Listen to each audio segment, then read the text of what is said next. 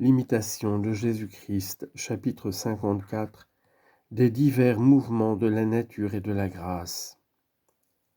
Parole de Jésus-Christ. Mon fils, observez avec soin les mouvements de la nature et de la grâce, car quoique très opposés, la différence en est quelquefois si imperceptible qu'à peine un homme éclairé dans la vie spirituelle en peut-il faire le discernement. Tous les hommes ont le désir du bien et tendent à quelque bien dans leurs paroles et dans leurs actions. C'est pourquoi plusieurs sont trompés dans cette apparence de bien. La nature est pleine d'artifices, elle attire, elle surprend, elle séduit, et n'a jamais d'autre fin qu'elle-même. La grâce, au contraire, agit avec simplicité et fuit jusqu'à la moindre apparence du mal. Elle ne tend point de piège et fait tout pour Dieu seul, en qui elle se repose comme en sa fin. La nature répugne à mourir, elle ne veut pas être contrainte, ni vaincue, ni assujettie, ni se soumettre volontairement. Mais la grâce porte à se mortifier soi-même, résiste à la sensualité, recherche l'assujettissement, aspire à être vaincue et ne veut pas jouir de sa liberté.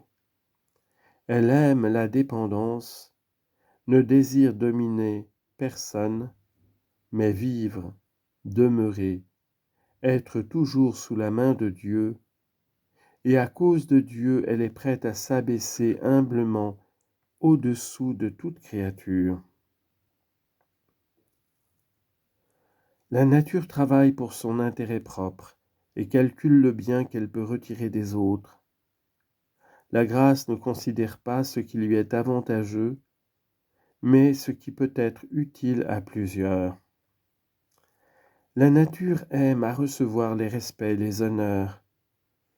La grâce renvoie fidèlement à Dieu pour tout honneur et toute gloire. La nature craint la confusion et le mépris. La grâce se réjouit de souffrir des outrages pour le saint nom de Jésus. La nature aime l'oisiveté et le repos du corps. La grâce ne peut être oisive et se fait une joie du travail. La nature recherche les choses curieuses et belles et repousse avec horreur ce qui est vil et grossier. La grâce se complaît dans les choses simples et humbles. Elle ne dédaigne pas ce qu'il y a de plus rude et ne refuse pas de se vêtir de haillons. La nature convoite les biens du temps, elle se réjouit du gain terrestre, s'afflige d'une perte et s'irrite d'une légère injure. La grâce n'aspire qu'aux biens éternels et ne s'attache pas à ceux du temps. Elle ne se trouble d'aucune perte et ne s'offense point des paroles les plus dures, parce qu'elle a mis son trésor et sa joie dans le ciel, où rien ne périt. La nature est avide et reçoit plus volontiers qu'elle ne donne. Elle aime ce qui lui est propre et particulier.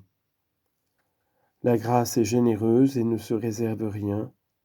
Elle évite la singularité, se contente de peu et croit qu'il est plus heureux de donner que de recevoir.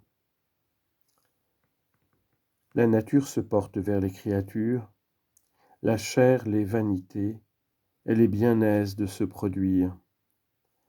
La grâce élève à Dieu, excite la vertu, renonce aux créatures, fuit le monde, hait les désirs de la chair, ne se répand pas au dehors, et rougit de paraître devant les hommes. La nature se réjouit d'avoir quelque consolation extérieure qui flatte le penchant des sens. La grâce ne cherche de consolation qu'en Dieu seul, et s'élevant au-dessus des choses visibles, elle met toutes ses délices dans le souverain bien. La nature agit en tout pour le gain et pour son avantage propre. Elle ne sait rien faire gratuitement, mais, en obligeant, elle espère obtenir quelque chose d'égal ou de meilleur, des faveurs ou des louanges, et elle veut qu'on tienne pour beaucoup tout ce qu'elle fait et tout ce qu'elle donne. La grâce ne veut rien de temporel, elle ne demande d'autre récompense que Dieu seul, et ne désire des choses du temps même les plus nécessaires que ce qui peut lui servir pour acquérir les biens éternels. La nature se complaît dans le grand nombre des amis et des parents, elle se glorifie d'un rang élevé, d'une naissance illustre, elle sourit aux puissants, flatte les riches et applaudit à ceux qui lui ressemblent. La grâce aime ses ennemis même, et ne s'enorgueillit point du nombre de ses amis. Elle ne compte pour rien la noblesse et les ancêtres, à moins qu'ils ne se soient distingués par la vertu. Elle favorise plutôt le pauvre que le riche, compatit plus à l'innocent qu'au puissant, recherche l'homme vrai, fuit le menteur, et ne cesse d'exhorter les bons à s'efforcer de devenir meilleurs, afin de se rendre semblables aux fils de Dieu par leur vertu. La nature est prompte à se plaindre de ce qui lui manque et de ce qui la blesse. La grâce supporte avec constance la pauvreté. La nature apporte tout à elle-même, combat, discute pour ses intérêts. La grâce ramène tout à Dieu, de qui tout émane originairement. Elle ne s'attribue aucun bien, ne présume pas d'elle-même avec arrogance, ne conteste pas, ne préfère pas son opinion à celle des autres, mais elle soumet toutes ses pensées et tous ses sentiments à l'éternelle sagesse et au jugement de Dieu. La nature est curieuse de secrets et de nouvelles, elle veut se montrer, voir et examiner par elle-même. Elle désire d'être connue et de s'attirer la louange et l'admiration. La grâce ne s'occupe pas de nouvelles, ni de ce qui nourrit la curiosité, car tout cela n'est que la renaissance d'une vieille corruption, puisqu'il n'y a rien de nouveau ni de stable sur la terre.